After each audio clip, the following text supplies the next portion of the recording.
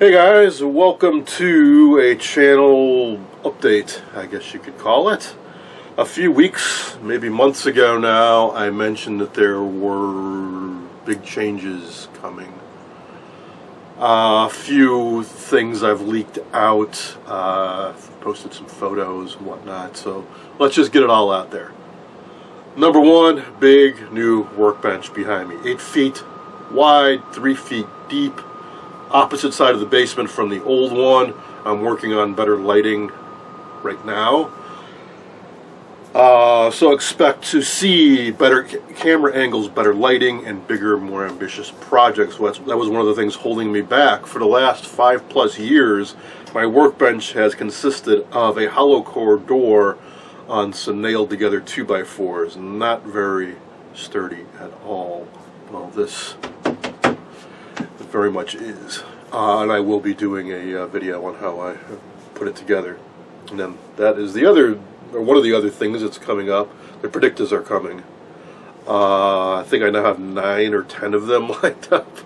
Word has spread, and they're lining up. A bunch of them are already here. We'll be doing a lot of that. I have not forgotten about the Admiral combo set. That will be getting wrapped up very soon.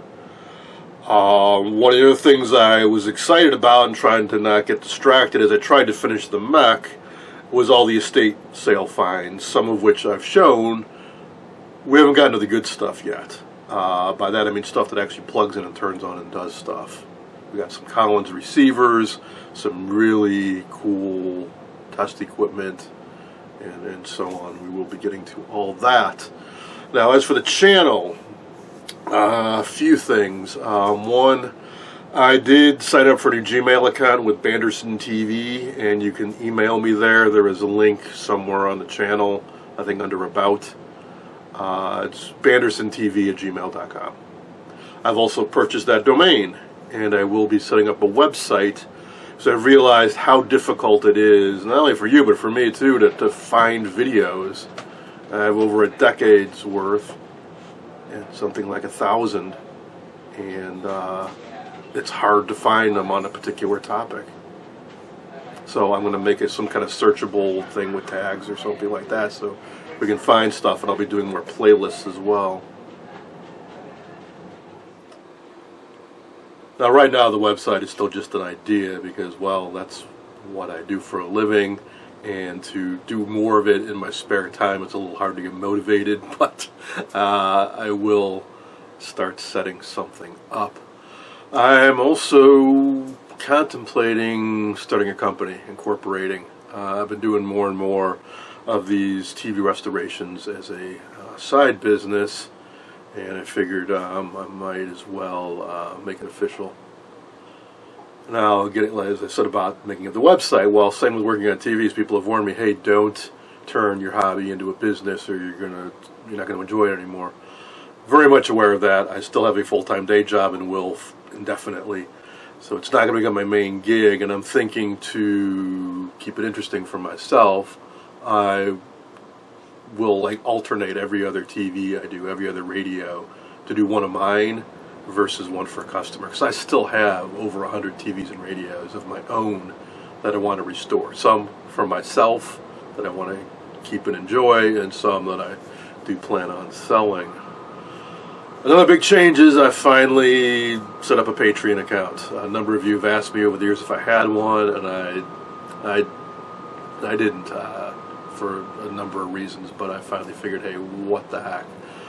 I haven't really announced it yet, so I figured, although I've had a link on the page for a while, but yes, if you would like to support the channel, I'd appreciate it.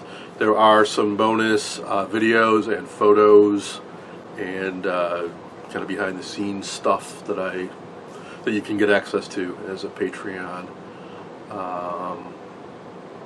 Just kind of the times. I mean, if I'm going to devote more and more time and energy to doing this, I have to justify it.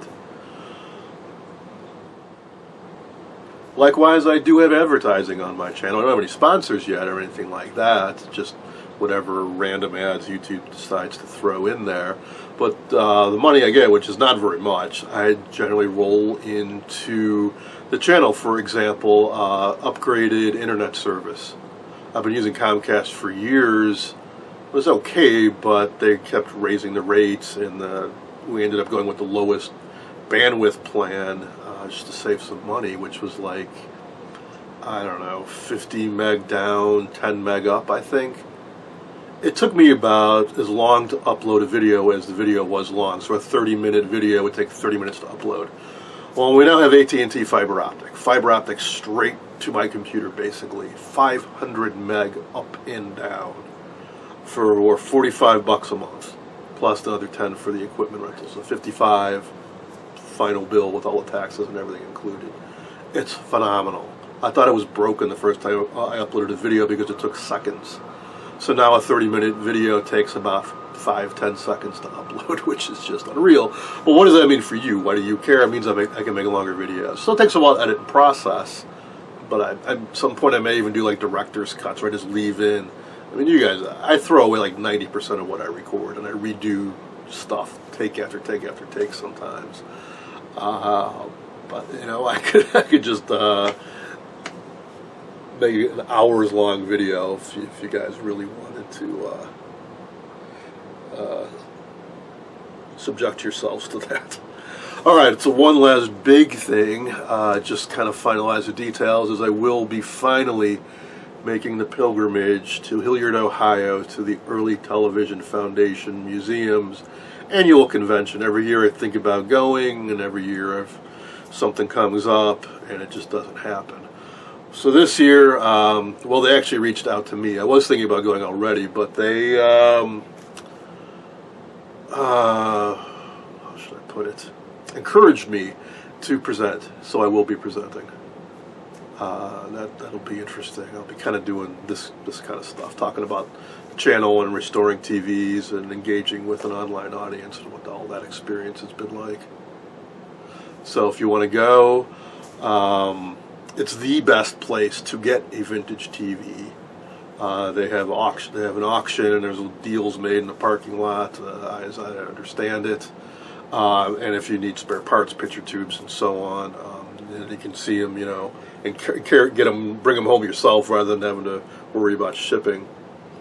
And of course, all the brain trust, all the knowledge that's there. So it should be an interesting experience.